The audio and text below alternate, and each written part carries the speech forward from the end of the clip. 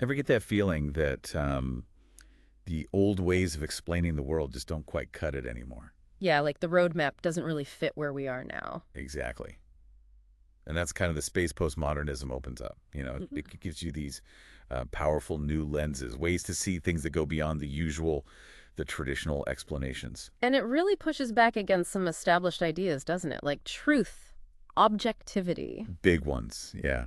It challenges what those even mean. It really does. And for anyone trying to, well, make sense of today's complexities, grappling with these ideas can be uh, incredibly insightful. Definitely challenging, maybe? Sure, it can challenge your assumptions, definitely. But it also offers, I think, profound ways to understand things differently. Absolutely. And that's what this deep dive is all about today. We're going to explore the core ideas of postmodernism. And we're doing that by looking at five really key thinkers who shaped it all. Right. Jacques Derrida, Jean-Francois Lyotard, Frederick Jameson, Michel Foucault, and Jean Baudrillard. These are, you could say, the innovators. Each one brought a unique angle to this whole shift in thinking. Yeah, we've looked at their main theories, their core concepts. And we've tried to distill the really crucial, the most intriguing parts of their work. Our goal, really, is just to give you a clearer handle on postmodernism. Yeah, pull out those key insights without, drowning in academic speak. Exactly. Okay, so let's jump right in.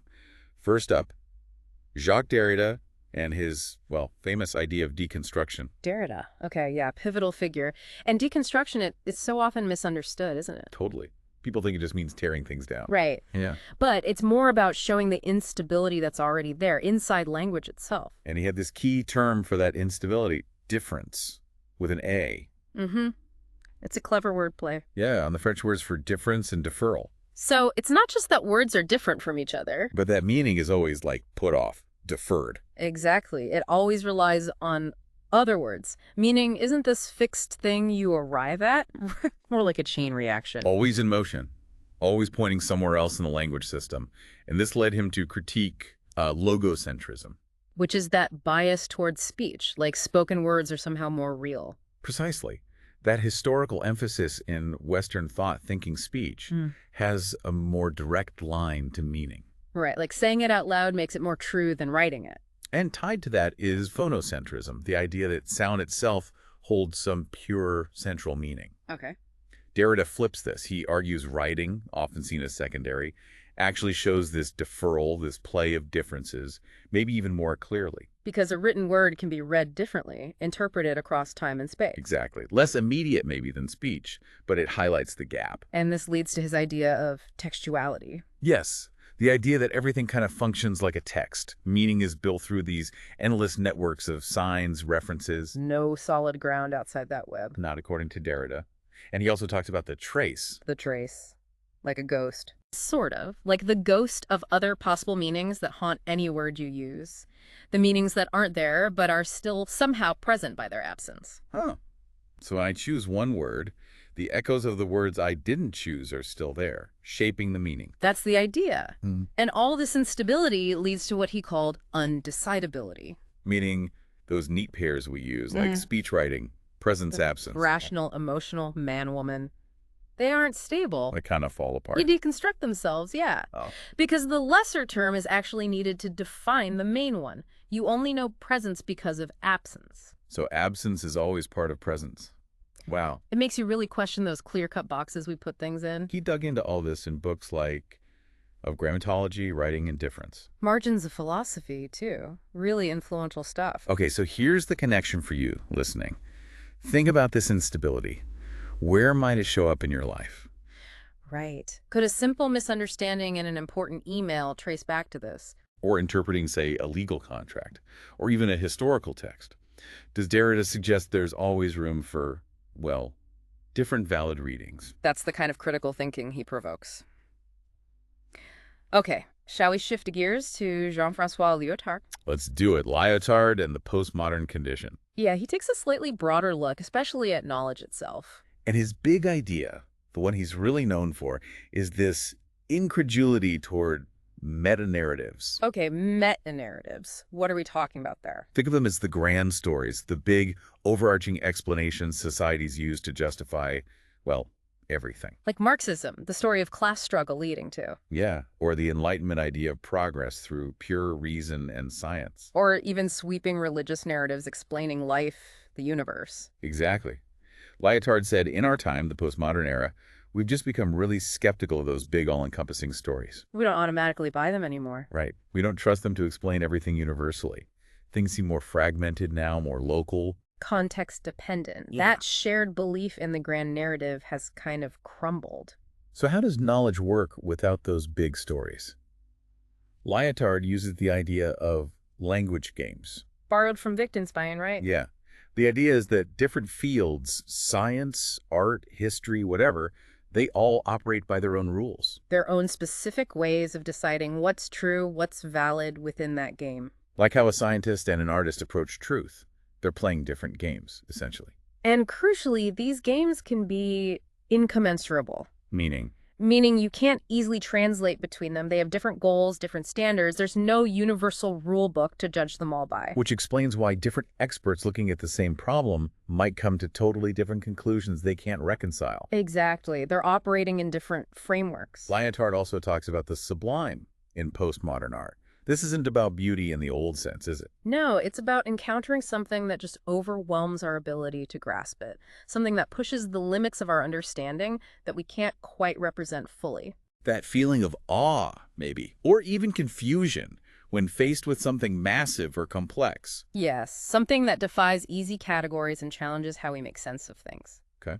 And he connects this to the economy, too, with performativity. Right. Specifically in late capitalism. The idea here is that knowledge gets valued less for being true and more for what it can do.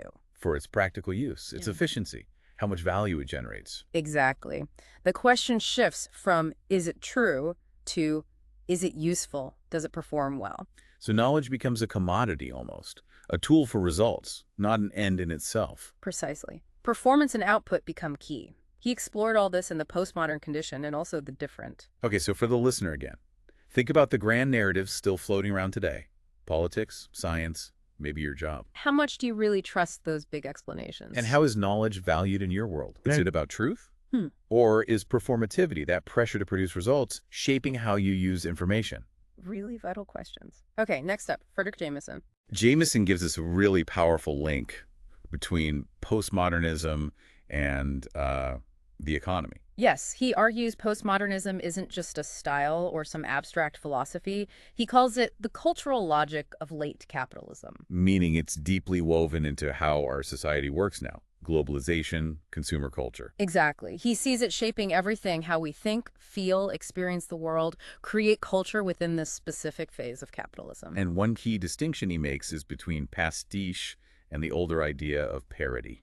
Okay, explain that. Parody, that's like imitation with a twist. Satire. Right. Modernist parody often had that critical edge, a comment on the original. Jameson says postmodernism favors pastiche. Which is more like blank imitation. Yeah, like quoting styles from the past, but without any critical distance or deeper meaning, just borrowing the surface. Like sticking different historical styles onto a building without any real comment on them. That's a good example, a surface play with forms. Okay. And he uses this idea of schizophrenia, too, inspired by Lacan. Yeah, not in the clinical sense, obviously. Yeah. But as a way to describe a kind of fragmented experience of time in postmodern culture. Like we lose the connection between past, present, future. No coherent story of ourselves. Kind of. We're stuck in this perpetual present, bombarded with disconnected images and moments. Which sounds a lot like scrolling through a social media feed, doesn't it? It really does. That constant stream makes it hard to hold on to a stable sense of self or history. And that leads right into his concept of the nostalgia mode. Ah, yes, the obsession with the past. But not real history, right? More like simulations of the past. Exactly. Think retro fashion. Yeah. 50s diners that never really existed like that. Historical films that smooth over all the rough edges. It's consuming a stylized, sanitized version of the past, not engaging with the actual complexities. Yeah, like history just becomes another style to be recycled and sold. Divorced from its original context and meaning, living in a present where the past is just another aesthetic choice. Jameson really lays this out in his big book, Postmodernism, or the Cultural Logic of Late Capitalism. Okay, so listener question time again. Have you noticed this? Pastiche in art, music, buildings. And what about that nostalgia mode? Can you spot examples in pop culture? And what does that maybe tell us about how we relate to history right now? Really interesting connections from Jameson. Okay, let's switch now to Michel Foucault. Foucault, a giant. His focus is really on power and knowledge and how they're tangled together. Right, he doesn't see power as just this top-down repressive thing, does he? Not at all. He argues power is everywhere. It's productive. It shapes how we even understand the world, how we understand ourselves, through what he calls power knowledge. They're linked, inseparable. For Foucault, yes. What gets counted as knowledge in any era is always shaped by power relations operating underneath. And he studied this historically with his archaeology of knowledge. Yeah, digging into the discourses, the systems of thought, language, practice that define what's possible to think or say about something, like madness or sexuality, in different periods. Like uncovering the hidden rules of the game for knowledge. Exactly. And then there's his genealogy of power. Tracing how power relations evolve. Yes, and emphasizing that power isn't just about saying no. It produces things. It shapes subjects, behaviors, truths through institutions. Like prisons, schools, hospitals. All of them.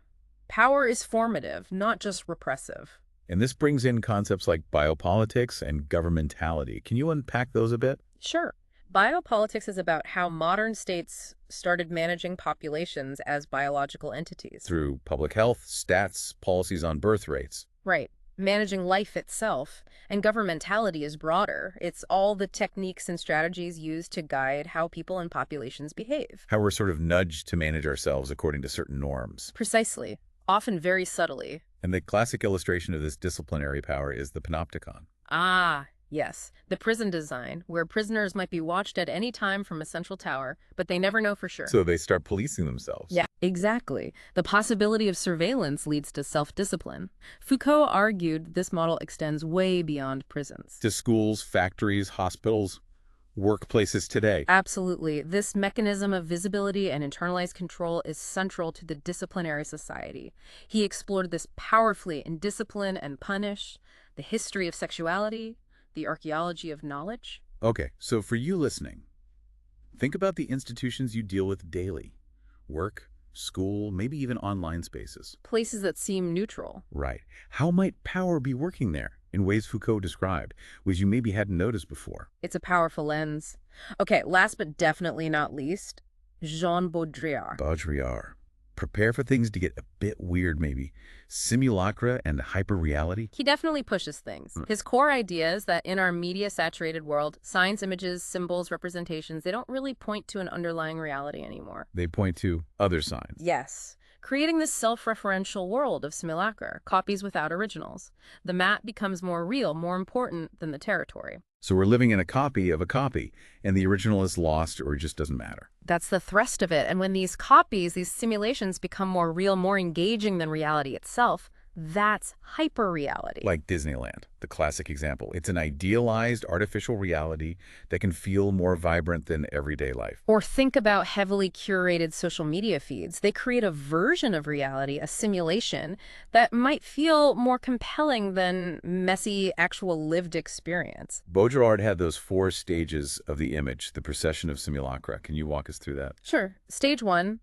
The image reflects a basic reality, like a simple photo of a tree. Okay. Stage 2, the image masks or distorts reality, maybe an artistically altered photo of the tree. Got it. Stage 3, the image masks the absence of reality. Think of, say, a fake medieval town built for tourists. There's no real medieval town underneath. Right.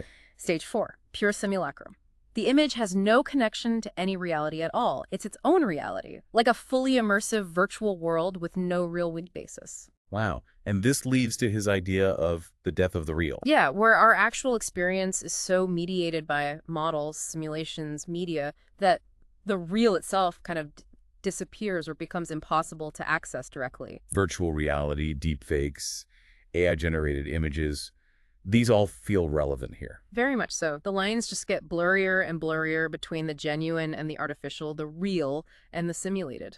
Baudrillard was also critical of consumer society, right? Very critical. He saw it as a system where everything becomes assigned to be consumed and exchanged, even our own identities. He contrasted this with a more authentic, symbolic exchange. He wrote about this in Simulacra and Simulation, And famously, the Gulf War did not take place. Right, arguing that the media representation completely overtook any ground reality. Highly controversial, but thought-provoking. So, final prompt for the listener. Think about your own life with media, with technology. Do you ever feel that blurring? Between what feels real and what feels simulated, and how does that affect how you see the world? It's a lot to chew on. But looking back across Derrida, Lyotard, Jameson, Foucault, Baudrillard, you do start to see some common threads, don't you? Definitely. There's that shared skepticism towards grand narratives, those universal explanations. Yeah, the sense that maybe those big stories don't hold up anymore. And things of fragmentation, simulation, hyperreality, the world feeling broken up and mediated. Plus Foucault's constant point about power and knowledge being tangled up, shaping everything. Absolutely. And underneath it all, Derrida's point about the instability of meaning itself. Language isn't transparent. And finally, that link to late capitalism, how consumer culture and economic shifts influence consciousness, culture. Yeah, especially strong in Jameson and Baudrillard. So while they all have their unique takes, together they offer these, well, related ways of making sense of a world that feels different from, say, the modernist era. Their ideas, even if they're difficult sometimes, are really valuable tools, I think, for navigating today. They give you critical frameworks, ways to question things you might take for granted. To see the forces shaping our experiences more clearly.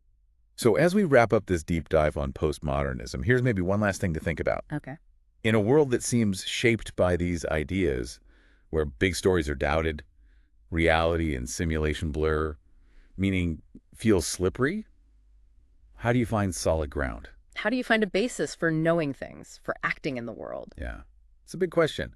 We hope exploring these thinkers gives you some new ways to approach it, and we really encourage you to keep thinking about these ideas and how they play out in your own life, your own